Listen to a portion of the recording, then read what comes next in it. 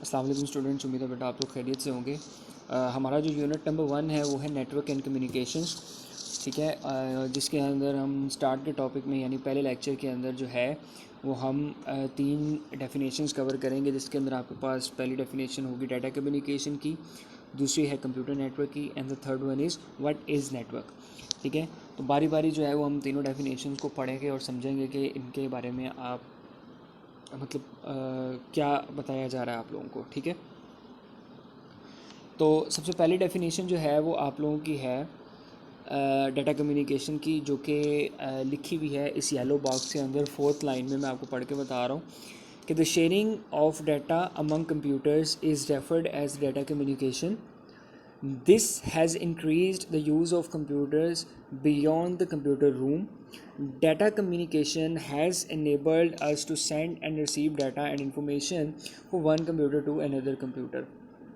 Basically data communication का main मकसद क्या होता है, जब आप कोई भी इंफॉर्मेशन एक कंप्यूटर से दूसरे कंप्यूटर पे सेंड कर रहे होते हैं, या अगर आम अल्फाज में आप इसकी मतलब समझें तो वो ये कह सकते हैं कि जब दो कंप्यूटर्स आपस में बात कर रहे होते हैं तो उस बात करने के अमल को हम क्या कहते हैं, डाटा कम्युनिकेशन कहते हैं। ये एक सिंपल सी डेफिनेशन थी जो कि अभी हमने पढ़ी। उसके बाद जो हमारी नेक्स्ट डेफिनेशन है वो है computer networks. What is computer networks? Most of computer systems are now connected together in some way to form what is known as network. Form का मतलब होता है उनको बनाने के लिए, उनको इकट्ठा करने के लिए जो एक कह लो कि रास्ता इख्तियार किया जाता है या एक तरीक़ाकार इस्तेमाल किया जाता है, उस तरीक़ाकार को हम क्या कहते हैं बेटा, नेटवर्क कहते हैं। ठीक है, और लास्ट लाइन में वो बता भी रहा है कि the ranges from a basic school at home और home network of only a few computers to a large network such as internet. तो दुनिया के अंदर इस टाइम जो सबसे बड़ा इंटरनेट इस्तेमाल हो रहा है बेटा, वो आपका कौन सा है? इंटरनेट है। आप देखेंगे आप घर बैठे हुए जब इंटरनेट इस्तेमाल कर रहे होते हैं, अपने घर बैठे हुए पूरी दुनिया के साथ कनेक्ट होते हैं।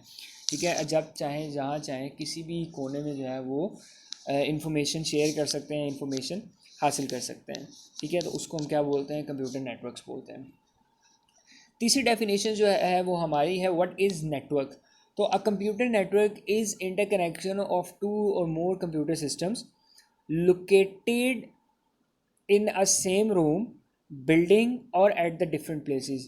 तो जो आपकी एक्चुअल डेफिनेशन है वो बेटा यहाँ तक ही बनती है। आपने यहाँ तक ही याद करना है कि जब हम कंप्यूटर्स को आपस में कनेक्ट करते हैं, ठीक है, जब दो या दो से ज़्यादा कंप्यूटर आपस में कनेक्ट होते हैं तो वो मिलके क्या बनाते हैं बेटा, आपका एक नेटवर्क बनाते हैं। ठीक है, अब डिपेंड करता है कि वो एक ही बिल्डिंग में है, दो बिल्डिंग्स में है, या पूरे मुल्क में है, या किसी और जगह पे है।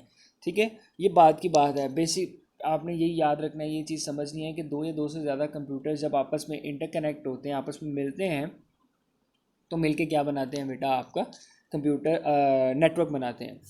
ठीक है, जिसके अंदर आप नीचे वाली लाइन में उन्होंने बाकायदा लिखा हुआ है कि computer network enables the sharing of information, programs and hardware components.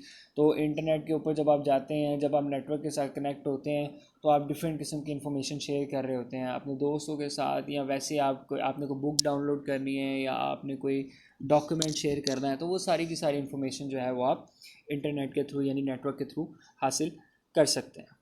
ठीक है बेटा, ये आज के टॉपिक, आज का जो हमारा टॉपिक था, जो लेक्चर था, उसके अंदर ही हमने 3 डेफिनेशन कवर करनी थी। इंशाल्लाह नेक्स्ट लेक्चर के लिए अल्लाह हाफिज़।